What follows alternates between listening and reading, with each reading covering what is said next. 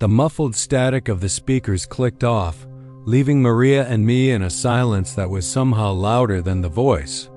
We were the last two.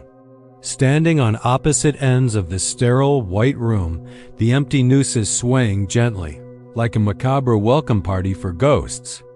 My heart was a frantic drum against my ribs, each beat a countdown. The voice had said, "Finale." It had said, "Something began to move."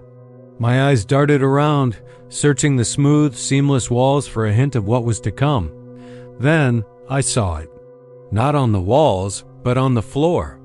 In the very center of the room, a circle, no bigger than a dinner plate, was appearing. It wasn't rising or sinking, but rather materializing, a dark, inky stain growing on the pristine white tiles. Maria saw it too. Her breath hitched, a tiny, sharp sound in the vast quiet. The stain didn't just grow. It deepened, swirling like black oil on water, but with a thickness, a texture that made my skin crawl. It looked less like a liquid and more like a void, a patch of absolute nothingness that was eating the light. Slowly, agonizingly, something began to emerge from that black puddle. It wasn't a monster, not in the way you'd imagine. There were no claws, no fangs. It was a hand.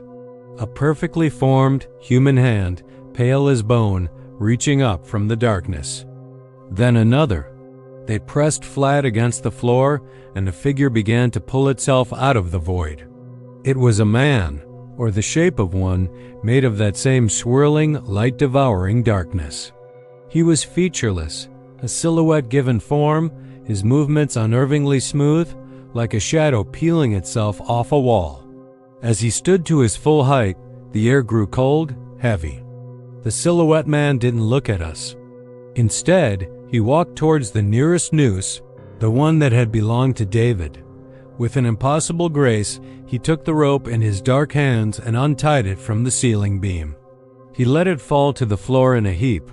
Then he moved to the next and the next. One by one, he was dismantling the gallows. Maria and I just stood there, paralyzed. What did this mean? Was it over? Was this mercy? The hope was a stupid, fleeting thing, a flicker in an endless night. After the last noose was down, the silhouette man turned to face us. He still had no features, but I felt a gaze on me, cold and ancient. He raised one arm and pointed. Not at me, but at Maria. Then he raised his other arm and pointed at me. A gesture of selection. And then he simply dissolved, melting back into the inky circle on the floor, which then shrank and vanished without a trace. We were alone again. Just Maria and me and a pile of ropes on the floor. I looked at her, my mind racing, trying to decipher the pantomime. The pointing. What did it mean? Maria's eyes were wide with a dawning, terrible understanding. "No," she whispered, her voice trembling. "No, it can't be." The voice returned, its tone now laced with a kind of clinical satisfaction. "Congratulations to our two finalists. You have reached the grand finale, the ultimate performance." It paused. "There is only one rule now.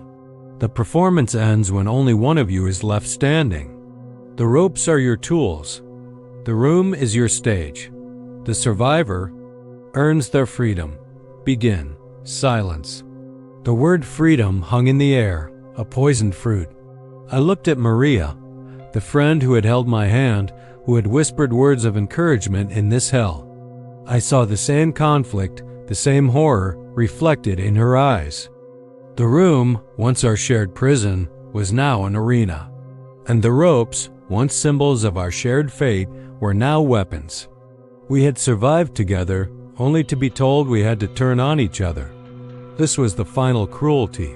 Not a monster, not a puzzle. Just us. They had stripped everything away, broken us down, and now, for their final act, they wanted to see which of us would break the last and most sacred bond to survive. My body felt like lead. I couldn't move. I just stared at Maria, and she stared back. The trust we had built was now a liability. Our friendship, a weakness to be exploited. Slowly, her expression began to change. The fear was still there, but something else was creeping in. A hardening, a resolve. I saw the instinct to live warring with the person she was. And I knew, with a certainty that chilled me to the soul, that she was seeing the exact same thing in my face. The performance had to end. The room demanded a victor.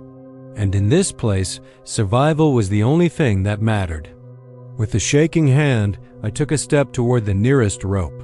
The finale had begun.